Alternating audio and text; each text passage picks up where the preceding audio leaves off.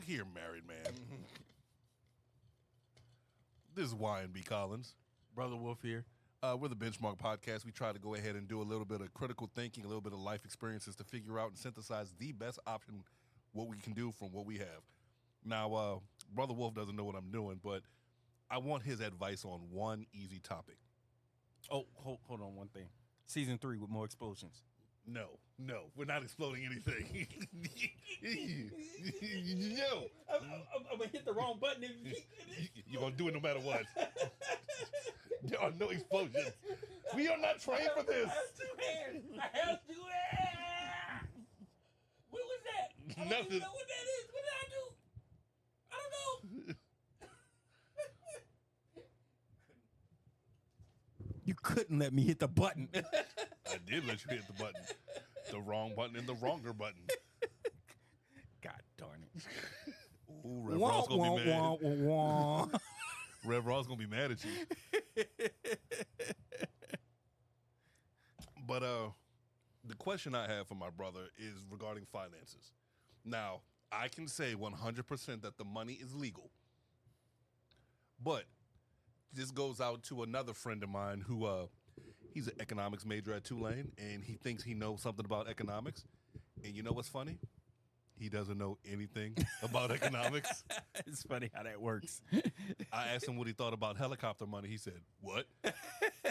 Said, "Check it out." It's the money that you use for a helicopter. Boy, you would have been a great Looney Tune character, I swear. If you ever get the chance, Milton Friedman, helicopter money. The idea is that you get a windfall. If a helicopter appeared and started throwing cash out the air, the average American would get this money and do something with it. What would you do with it? So, Y&B Collins just got a windfall. Oh, sweet. It's legal. Okay. It's above $0. It's under $50,000. It is not going to be taxed. So this is just pure money. What should I do with this? That is an interesting question. At that level, I would. I think that. Well, given my situation now, I would say a down payment. Put it towards a down payment for a house. That's my personal expertise on that. But also, one thing that I recently discovered on my decisions as far as home ownership are concerned is that I wouldn't apply the initial entire, let's say if it is 50,000, which it might not be, but let's say if it is 50,000, I wouldn't apply the entire 50,000 to the down payment at first. I would apply like maybe 30,000 to the down payment, and then I would have the rest for using for to pay that monthly mortgage on it, and just have it in an account that I don't touch for any other reason but to pay that monthly mortgage. So basically, it's your escrow account. Yes, that's how I would use it. So basically, you would have your regular money for some time to live off of, in order to pay bills and everything like that. But you wouldn't have to worry about your mortgage for about a year or two, because that gets you set into a way where, okay, this is how we're gonna progress from there. Now, I do have a concern, and I'm going to tell you stuff off air, but not on air, because knowing how much money Collins does or doesn't have is not y'all business. Right. But the question is this: you said if it was closer to 50 grand, what if it's closer to $5 grand? Would that change your answer any? Yes. So your answer is tiered. If it's anything above 15 grand, it changes. If it's anything under 15 grand, it changes my answer. So what's your answer? So if it's under 15 grand, I'd say that would go towards a car if I didn't have one. I would not try to spend the entire amount on a car, especially if it was just me. When you have a family, it makes a difference. But if it's just me, I would spend like about half of it on a car. The other half of it, I would probably, if you're in a similar situation to a person with no debt, then the other half of it I would put into a savings if you are a person with debt, I would put towards canceling out as much of that debt as possible. So let's go ahead and put some specific parameters so I can make sure I'm following you. Mm-hmm. So you say if it's under 15, we're going to do this. So let's say it's 12, just for argument's sake, Yeah. right? Mm-hmm. So with 12 grand, you're going to go ahead and say pay for a car. So would it be a 50-50 split? 6 on a car, 6 for in savings? Yes. Now, is that 6,000 towards a car or buying a car that's worth $6,000 and paying it in cash? Well, it depends on if you could find a decent car for $8,000. So if you did a $6,000 car, or your $6,000 on a car, that would leave $2,000 left over. You could do monthly payments for that in order to get that down to like maybe $100 a month, something like that. Well, that's why I'm asking, because Yeah. everybody's situation is different. Right. So as much as I would prefer to say, throw it all into the stock market or whatever else, some people, Straight Outta Compton, the movie, the NWA biopic, why did Dre say that? I got a family to feed right now. Right. And that's why I'm asking you, because as a family man, Right. you have different standards than me, and you might have something I'm not thinking of. So let's go with it like this. My general frame of thought. If you have a house and this is enough money to make a substantial cut into that amount of money you would pay. Well, if you don't have a house and this is enough money to make a substantial cut to the amount of money you would pay for a house, at least half of the money would go towards the house. If you did have a house. So as a renter right now, you're saying that should be saved for a down payment? Yes. Okay. I want to make sure I'm clear. Okay.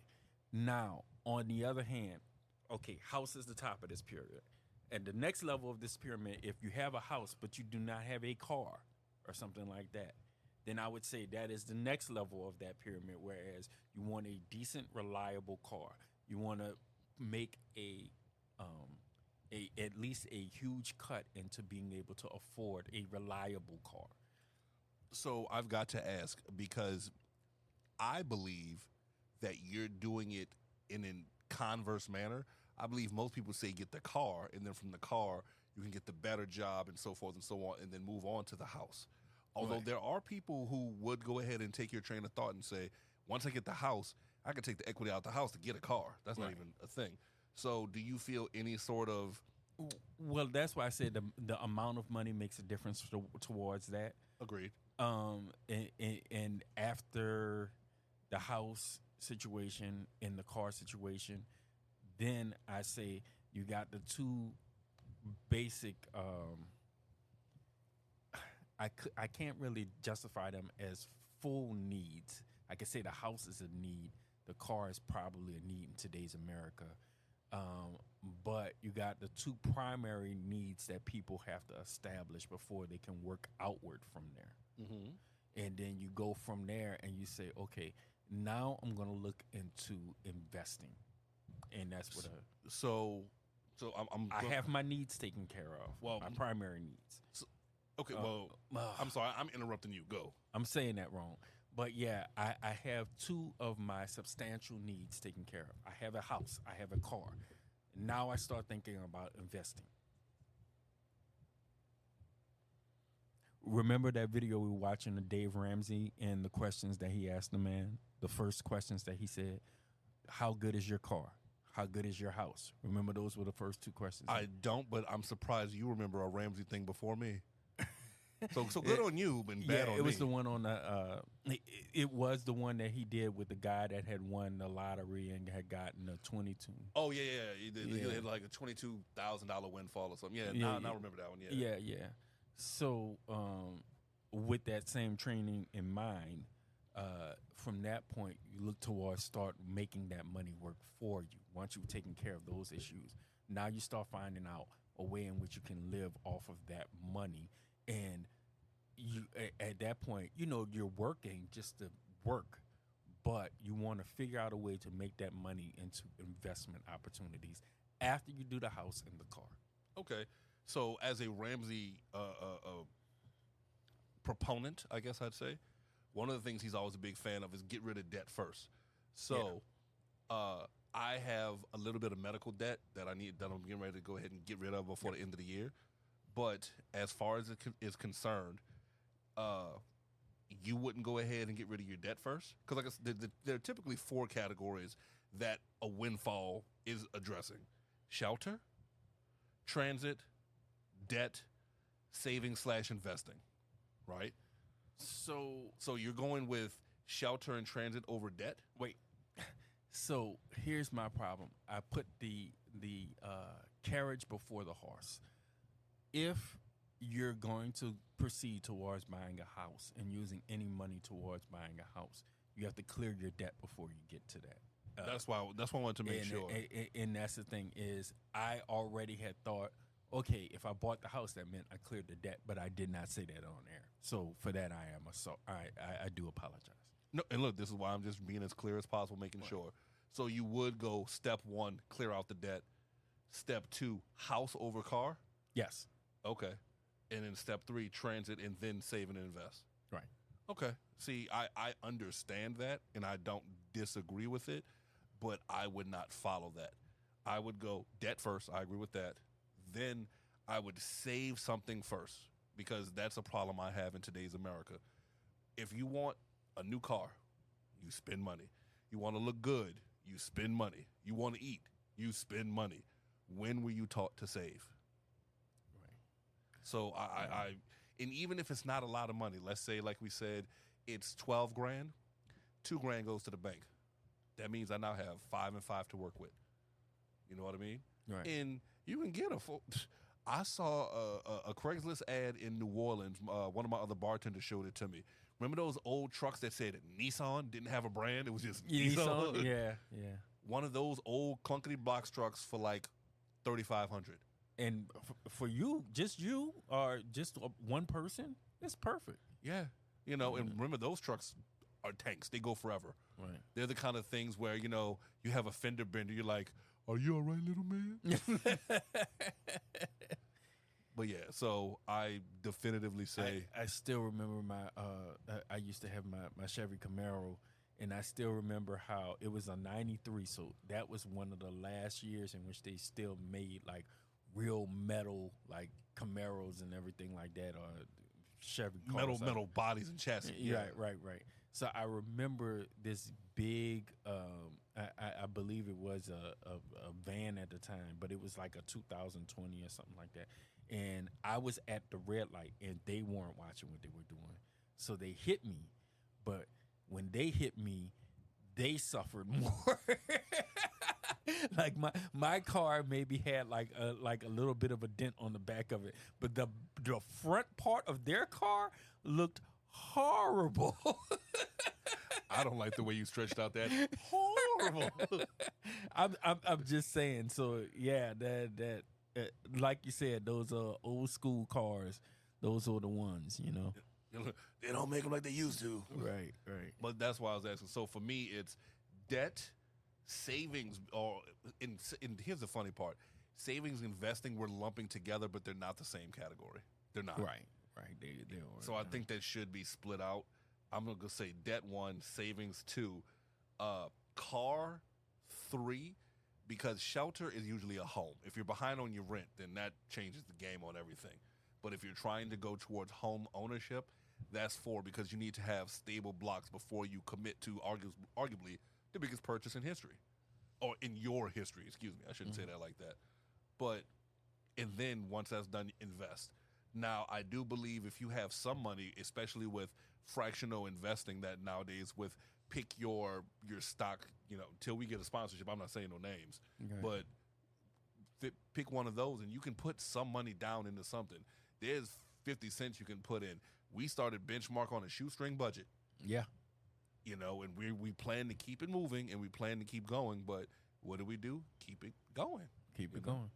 So I plan to go ahead and knock out the little bit of debt I have, save some of the money for sure. And I think I'm going to do the easy thing, and this is what I wanted to talk about. It so, let's say going by what we said earlier about 12 grand, you're going to split up that 12 grand into how? Like now that we've recalculated. So Collins is doing debt, savings, car. Wolf is doing debt, house, car. Uh-huh.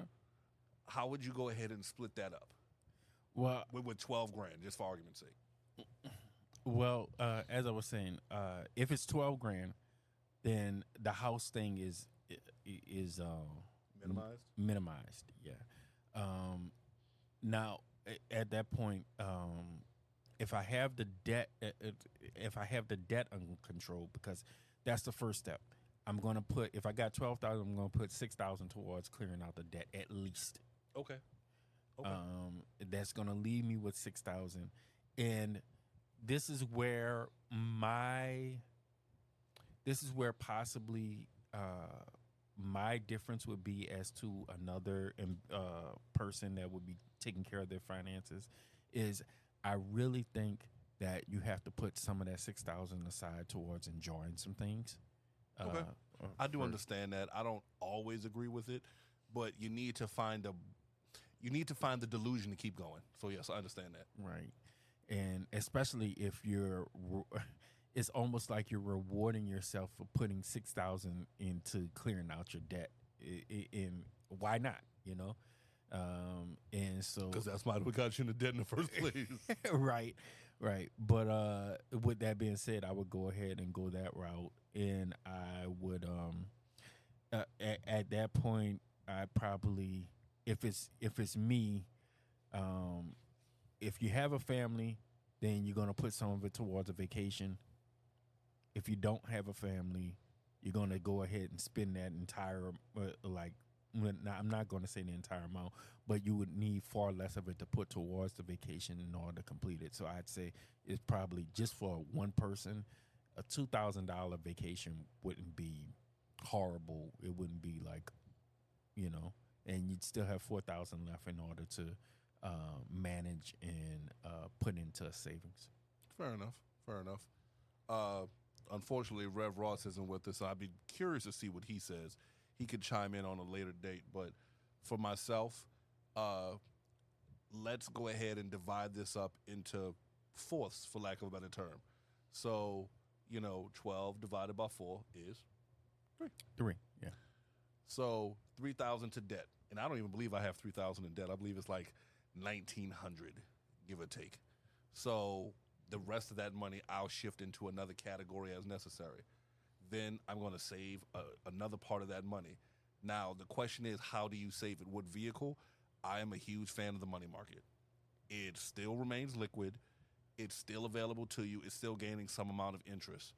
The other 3,000, I'm going to actively put into some sort of vehicle, whether it be stocks. I might look into bonds. It might be whatever, but I'm going to take, in this example, 3,000 and put it toward that. You know what I mean? Long term or short term? Good question. I have to look at what the rates offer. Okay. And, that's another wrinkle that has to be addressed. $3,000 in the short term, you might get $3,700, depending on how lucky you are. But if I just put this and let it ride, well, that's a little bit different to think about. You know what I mean? Right. So I might end up going ahead and trying to figure that one. That'll be the next one. Then, 3,000 towards the car isn't bad. It might end up being the whole 3,000, 6,000 towards the car because I've already got a place where I'm living. You know what I mean? So we'll see what it does for that. But it's one of those things where it's always interesting to know what you get for a windfall. But as we said before, also in one of what we wish we would have learned in college, make sure the windfall is accurate. Right. Because you don't like when the windfall is, you need to pay back 5,000 of that. Why? Right. You wrote the check, not me. Yeah. But so I just wanted your advice on this one. I figured this is one of those real world experiences. We could always talk about it, but it's always good to say, hey, this is what I got. What are we going to do and how are we going to do with it? You know what I mean? Right. Before we jet out of here, you got anything you want to add? No, not really. When you talk about it, though, I just was thinking about something. Somebody told me, mentioning the fact of how unexpected negatives to a windfall. There was a time in which somebody had gotten a raise that was an inadvertent higher raise from their job, and they actually had like an extra $2 an hour put on their paycheck for like a week or so. Mm-hmm. And then what wound up happening was the company said, well, wait a minute. We weren't supposed to pay you that much of higher of a raise. So that means we're taking that away from you. And because they own the checkbook, you ain't doing nothing about it. Right. And that was the first time I had heard about that one. But yeah, So, yeah. So, with that said, anything else, brother? that's it, brother. So, I guess it's closing time. So, with that said, this is Y&B Collins, and I'm joined with. Brother Wolf. And with that said, with the Benchmark Podcast, we're thinking a little bit critically, a little bit financially, and I hope that you guys have a great.